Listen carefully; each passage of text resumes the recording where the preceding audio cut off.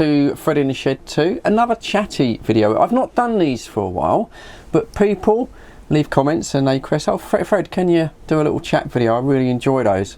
So yeah, I've got a few minutes, so I thought I'd do one. Oh, let me move my drink, by the way, because someone complained on one of my other videos that I happened to have a drink up here, and they found it distracting that I was taking a drink. It's amazing some of the comments you get. If you run a YouTube channel, honestly, you'd be surprised. Guys, if I'm sitting up here doing this video, yeah, and I'm chatting for half an hour, I'm going to get dry throat. So I do need to stop the drink. It's only a little bit of blackcurrant juice or something, but I'll take it off. I'll take it off camera anyway, because if it puts you off. Right, so yeah, people like to hear about the old days on CB. As you know, because of my age, I was just a teenager on CB 15 in 1981 when it all kind of kicked off. And I'll get on to that. There was something that jogged my memory earlier in the week about CB, and yeah, there's a little story there, but I'll get on to that. But yeah, I mean, when you think back on CB, when it first started, and I know there's some people that watch the channel that you weren't around, you were maybe too young, or you might not even been born. Shows you how old we're all getting now. But when you think about it, CB was your first sort of general public multimedia platform, if you like. It's hard to imagine life now without the internet, without social media platforms like obviously YouTube, Facebook, which is sort of quite old, isn't it? WhatsApp, Instagram, and I don't know, all the other all the other new ones that seem to come out that the kids do.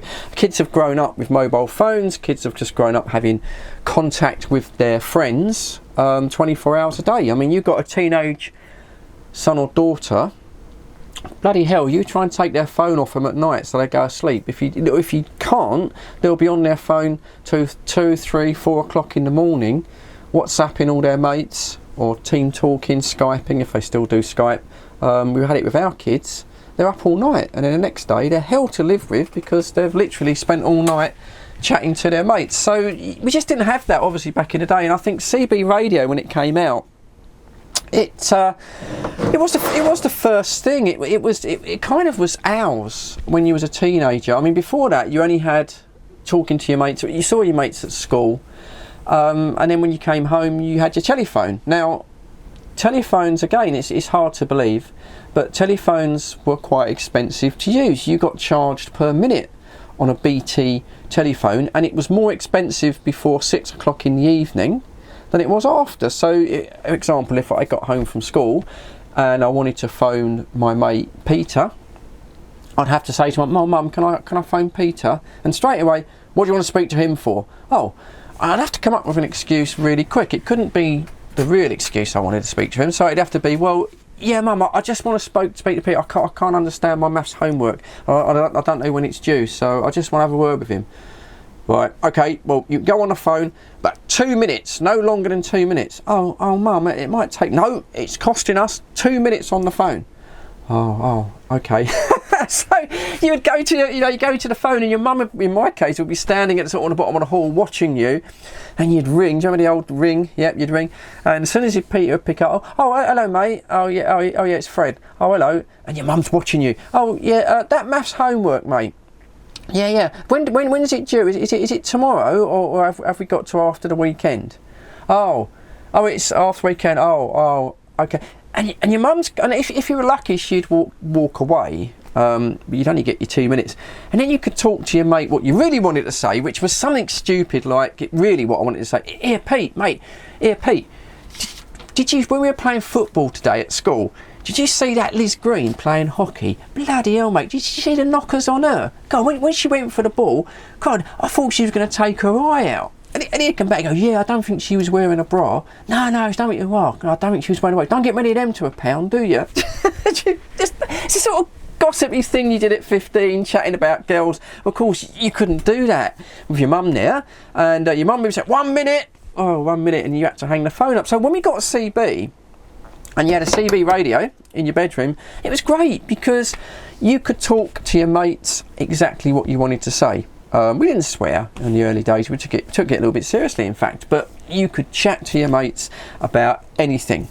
And it was just that freedom that you didn't have before, which nowadays you take it for granted, kids today. And this is another thing about, we'll talk about the hobby of radio in 2021. Now, I sort of, I've been back on radio, 7 years, and I've kind of learned that it's not really a hobby that you don't always want to talk about. It's a bit weird.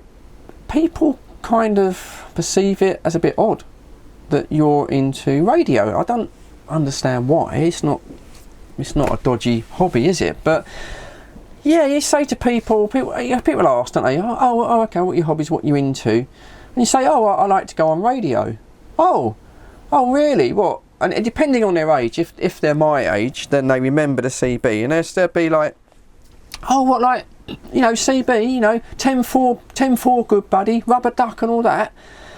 And you say, well, not really, no, it's a little bit more than that. And you try and explain, so we've got sideband now, so we can talk a little bit further out. And I had this guy at work, he was 23, 24, so he wasn't a kid, but to me he's a kid. And anyway, he was on a rehab plan. Part of my health and safety part of my work, he'd hurt his back playing badminton.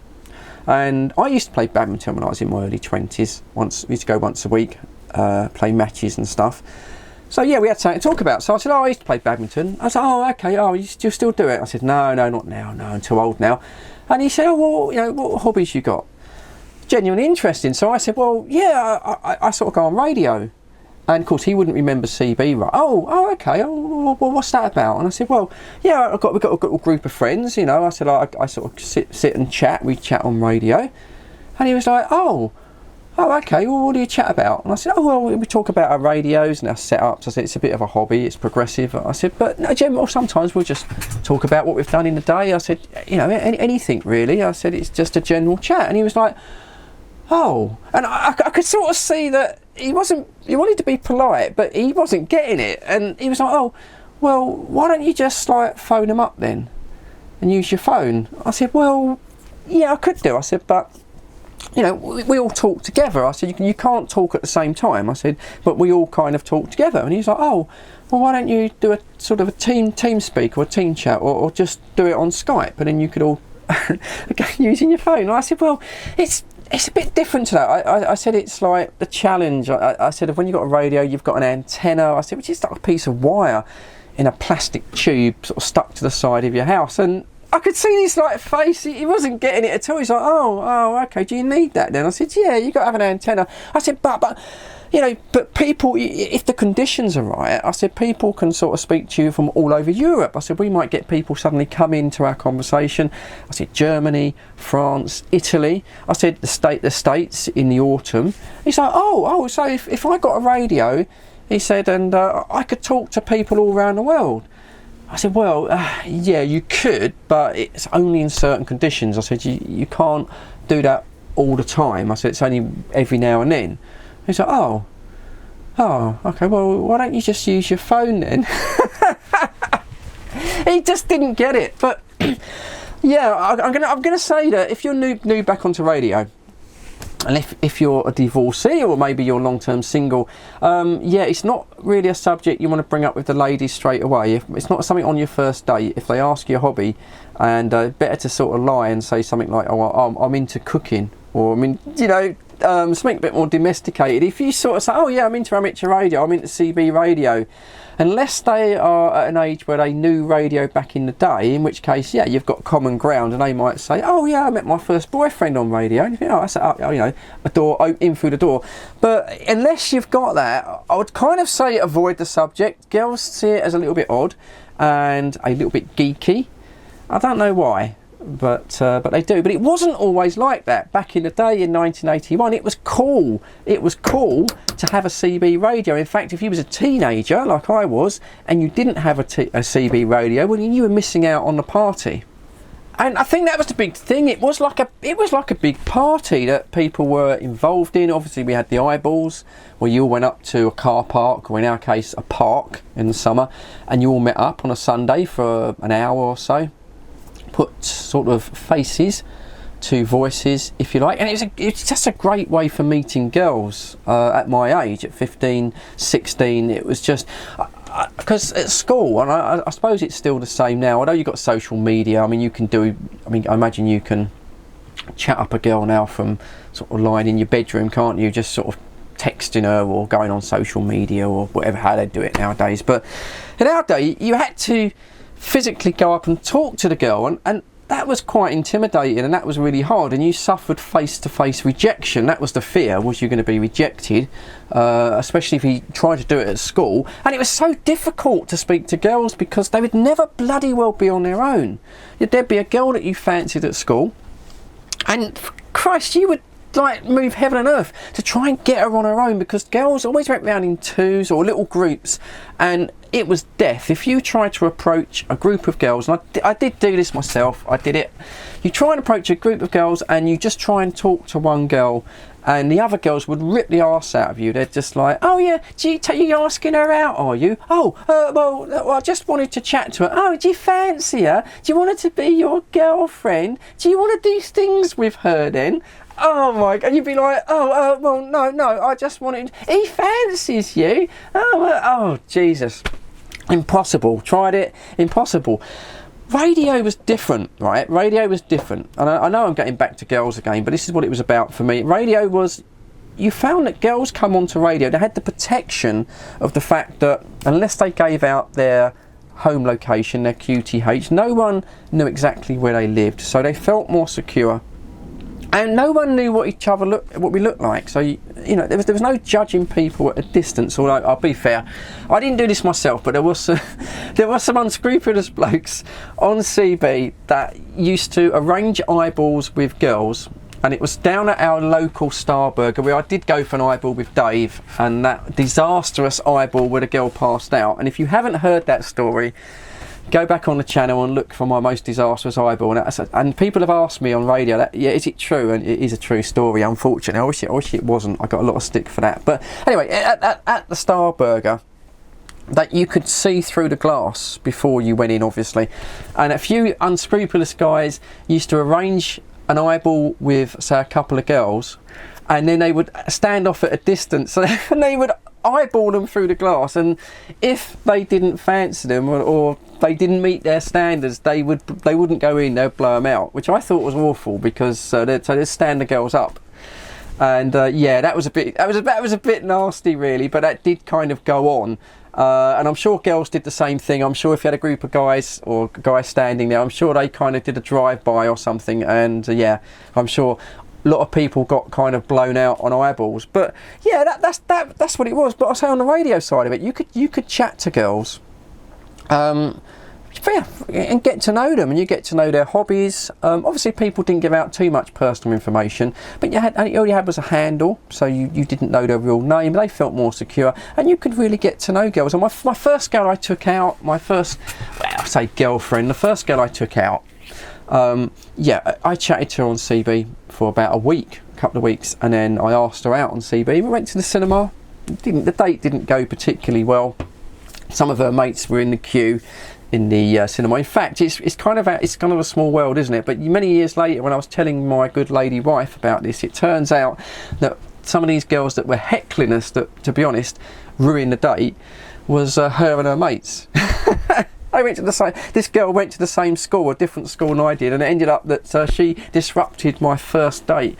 I married her as well, so it's a bit odd. But yeah, you could meet girls on the radio. It was just an easy way. It worked. And I know from comments on my YouTube videos before, when I've chatted about this, people said, yeah, I met my first wife. We got together on CB and went out.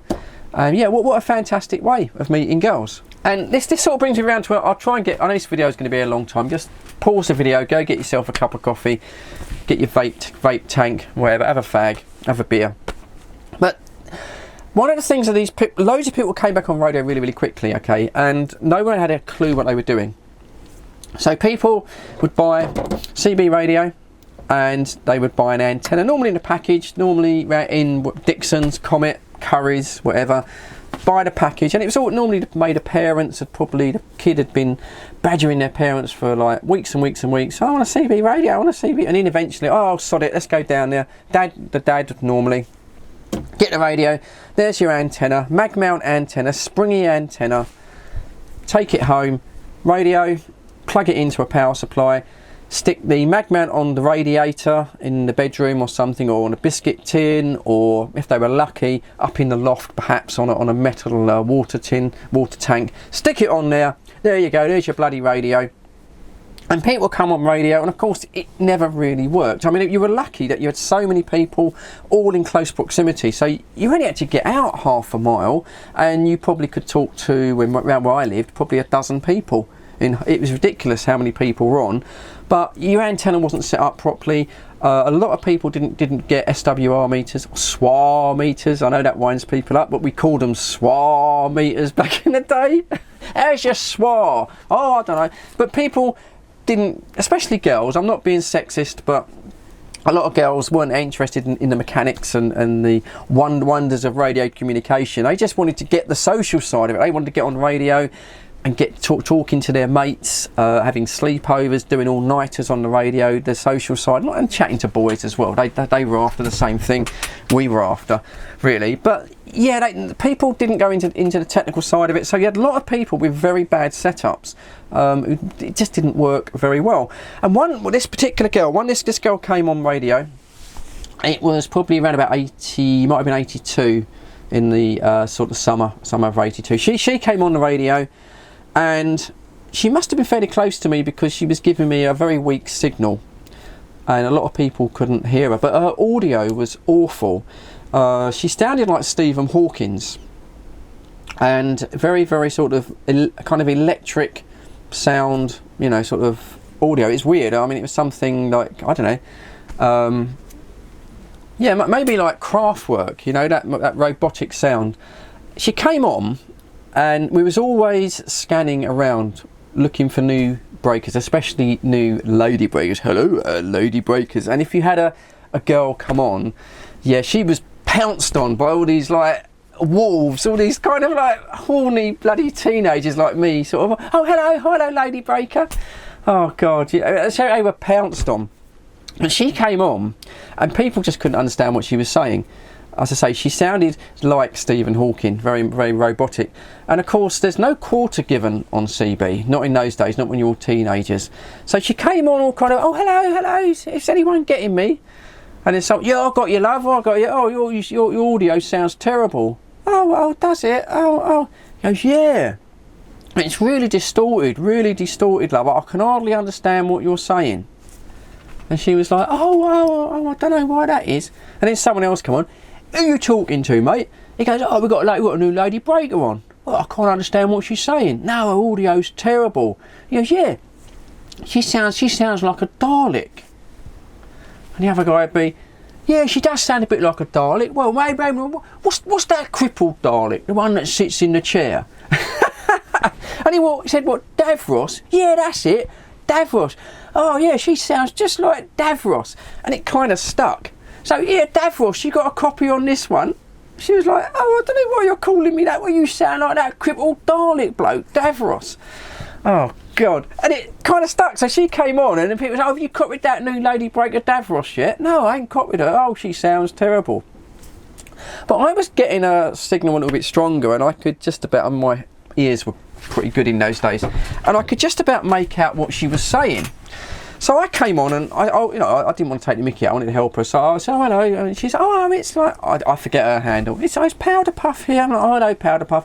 My handle would have been, I changed it a lot.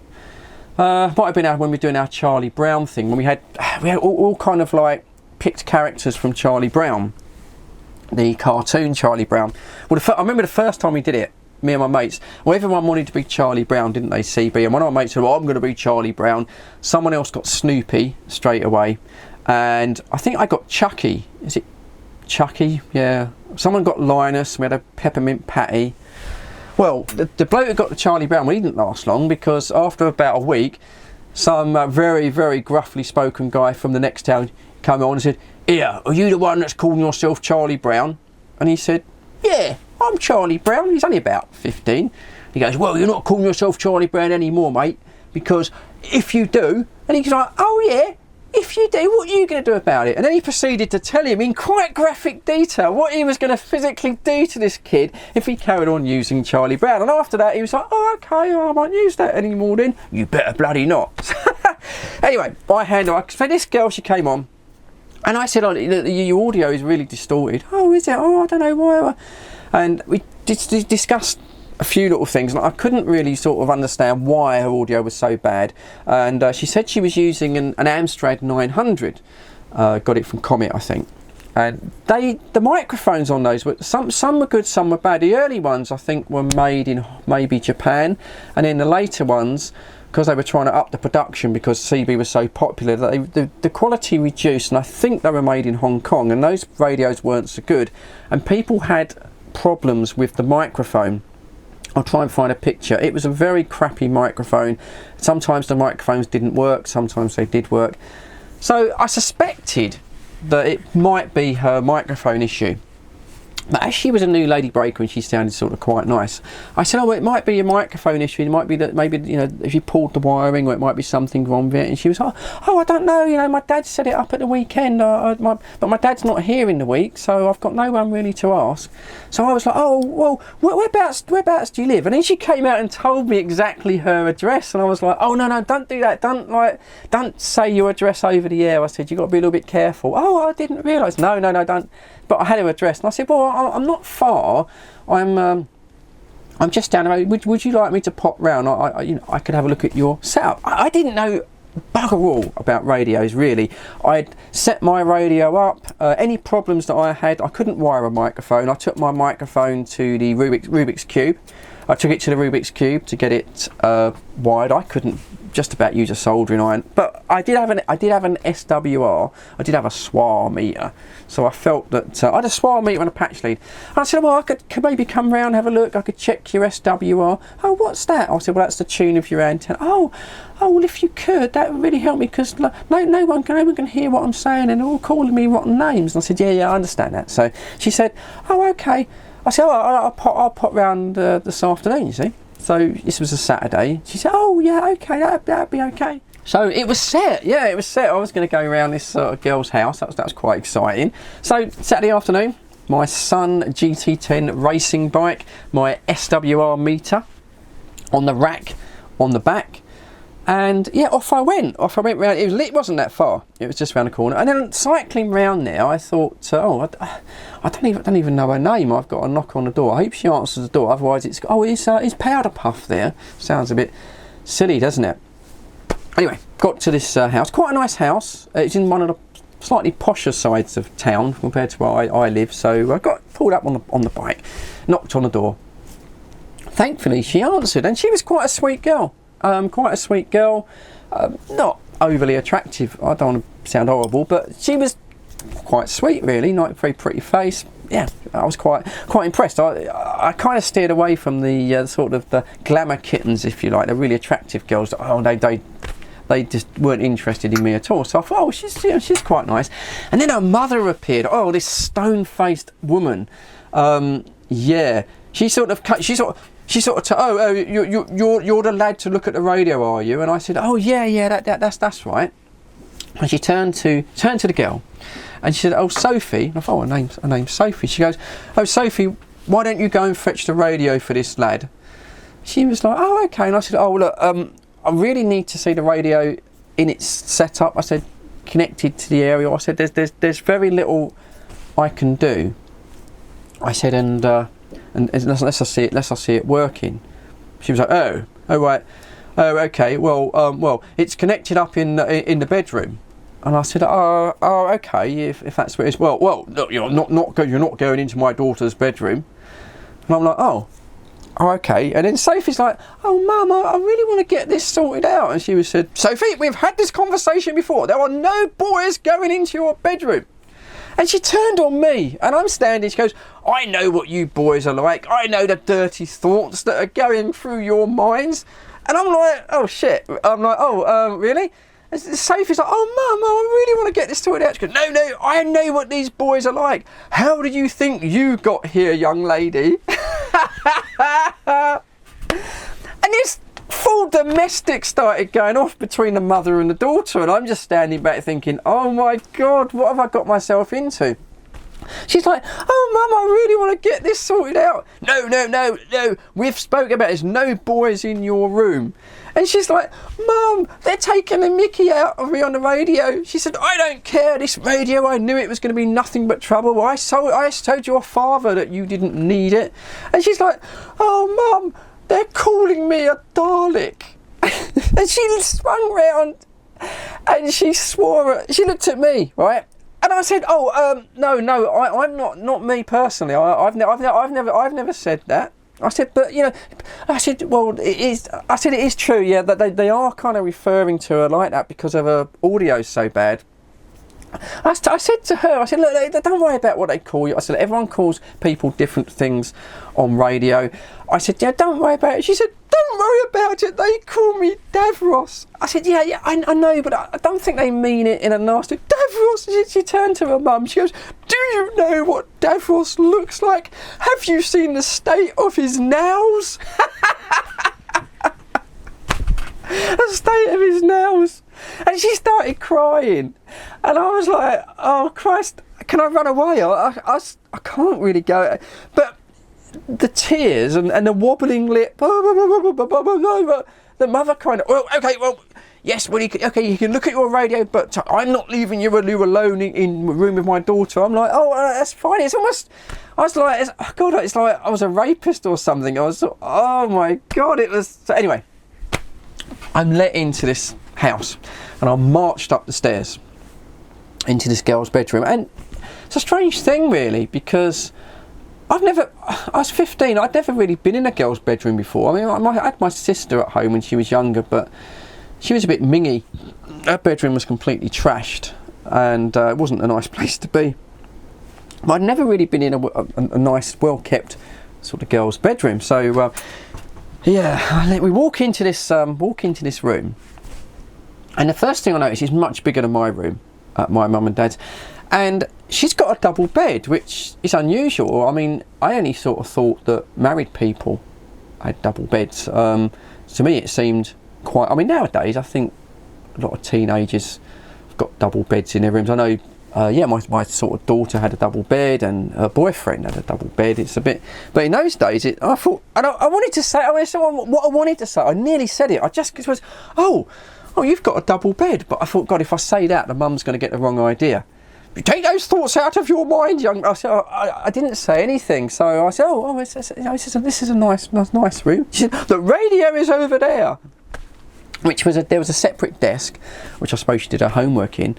And there was this little Amstrad 900 sitting on the side, but yeah, the room was just. I was kind of, looking around. Everything was pink and it was fluffy, and it smelt nice, because teenage boys' rooms, kind of all had that musky sort of boys smell, didn't it? Normally sweaty socks and sort of wet, soggy trainers and all sorts of other things that go on in teenage boys' rooms. They weren't the most pleasant aromatic place to be, but this smelt really sort of quite nice. And there was one thing as well, and there was a bowl of wood chips on the side of a sort of dressing table on the side, and I mean, it was like it was actually like potpourri, like air freshener, but I'd never seen that before.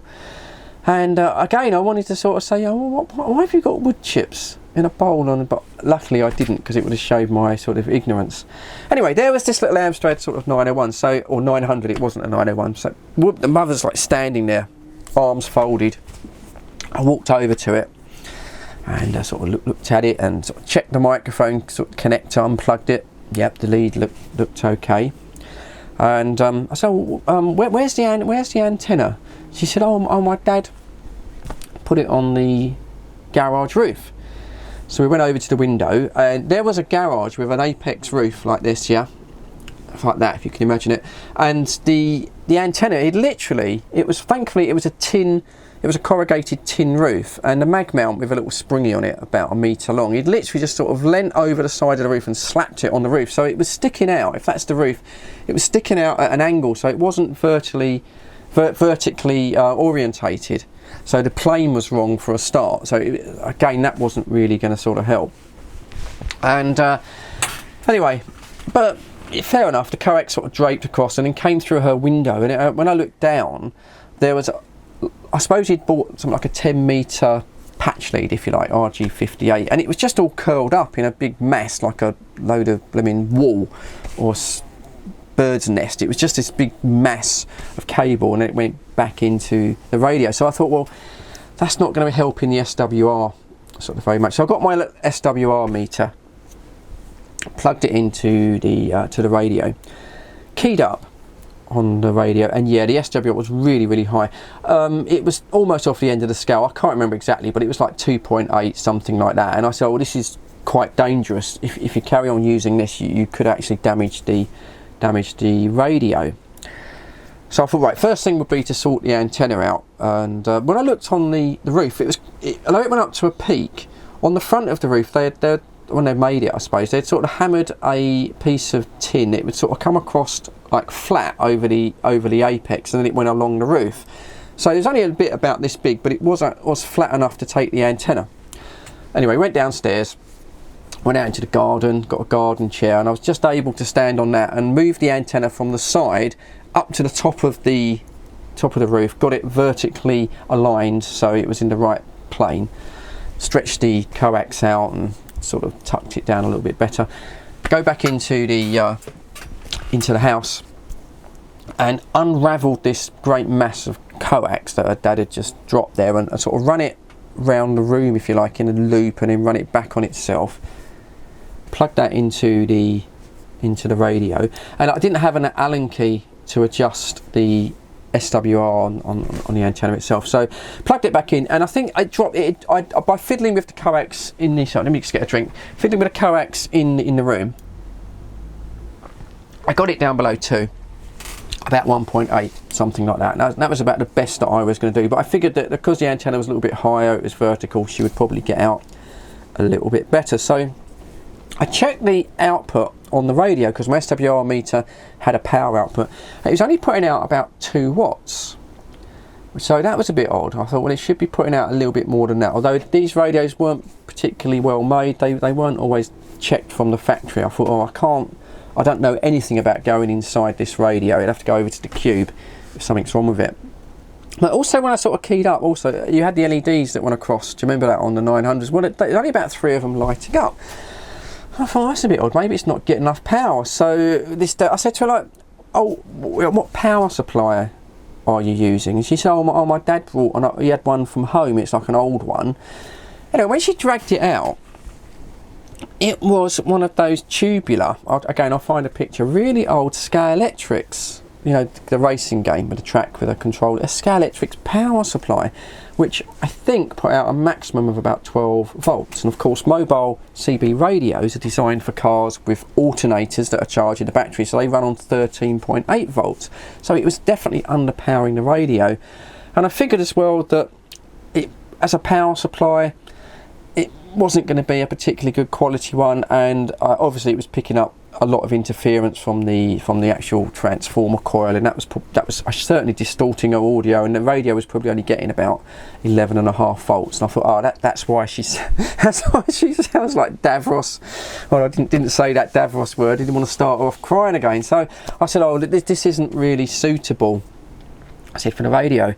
And fortunately, I mean, back in that, because it was radios everywhere, pretty much most petrol stations were selling CB accessories. You went into any petrol station shop, they were selling a few CB radios. They tended to be a little bit more expensive than if you went to Comet or Rumbelows, but they were also selling power supplies. And I knew down at our local petrol station they were selling Bremmy 13.8 regulated power supplies. So I said, oh, you're really going to get yourself a proper power supply. They've got one down at the petrol station. So she said, well, how much are they? I said, I think they were about just below £15, something like that. I said, oh, about £15.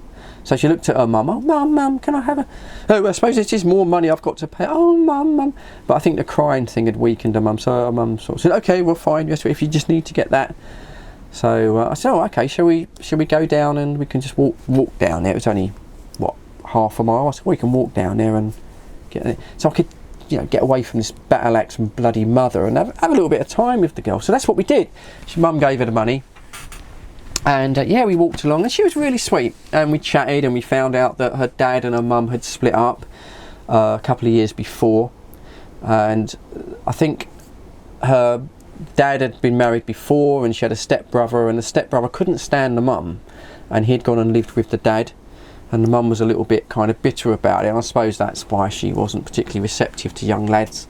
And we chatted, yeah, and she was really quite sweet, and we chatted there. We went down to the petrol station. I think it was about £12.99 or something. We bought a Bremmy power supply, and then we chatted all the way back. And yeah, I think she was quite nice. I probably would have asked her out, but I couldn't handle the mother. I just couldn't imagine trying to go round there and get her to take her out and having to have a cup of tea, sit down with that mother. But I did think that maybe, well, if I could get the mother out of the way, I did think there might be a chance. But when we got back to the house, I thought that I would go back up to her bedroom and set up the new power supply, plug it all in, check the SWR again, and maybe the mother might bugger off this time, and we could perhaps have a little bit of a cosy, nothing like you're thinking, but we could just have a little cosy chat, perhaps in a room, and maybe go on the radio or whatever. I thought it'd be quite a buzz actually to go on the radio and talk to some of my CB mates. For me and her on the radio at the same time, I kind of felt that might get a bit of a kick from that at 15 years old. But no chance. We got back to the house, and our mother was on the doorstep. Well, did you get it? She said, yes. Well, where's my change? So we gave her this power supply. Okay, fine. And I said, oh, well, do you want me to fit it up? No, I'm sure we can manage. I said, oh okay. Yes, well, thank you for your help. I think you're done here. And I said, oh, well, there's just my little meter, my little SW. Oh, okay, one moment. And off she went upstairs, came back down, handed it to me, and that was it. The daughter was pushed back. Well, okay, well, thank you for what you've done. And yes, we'll be seeing you. Bye-bye. Slammed the door in my face. That was it. And I was like, oh, bugger. That was a lot. And yeah, that was it, unfortunately, for Sophie. She did come back off here. She was much better with the proper power supply. They managed to fit it up, and yeah, she was getting out a lot better. And people, unfortunately, the Davros thing kind of carried on a little bit, but it did die down. And she didn't last very long on CB. I don't think her mum would let her go to any of the eyeballs. I did keep asking her if she was going to go to the local eyeballs.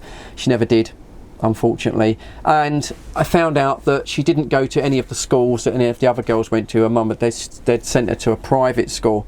So I think there wasn't really the interaction at school. And yeah, it's a shame. She was on for a little while.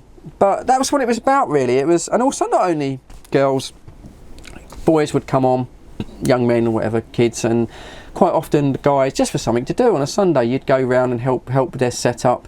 Their dads were often there, and you know, you'd show them stuff like SWR meters and get them sort of set up, and they really sort of appreciated it. Sometimes, a couple of times, like the dad would sort of give you a quid or something, a little bit of a, you know, oh thanks, give you a pound for helping out. Mum would sort of make them a cup of tea and the biscuits, and it was just a nice thing to do, just go around and help people out, really, because we had nothing else to do. But there you go. Yeah, CB, it was the first social media. Definitely, it was something that exploded, and as you know, it didn't last. All in a bit Pete Tong, didn't last very long. I've chatted for too long. I've got a sore throat again. So thanks for watching the video. I hope you enjoyed it. I hope it wasn't too long. Please give me the old thumbs up on Fred 2. That really helps. It's a really, really small channel, just for me and you lot, my mates, really. That's all it is. Right, stay safe. Of course, I'll catch you on the next one. Cheers, guys. Catch you later.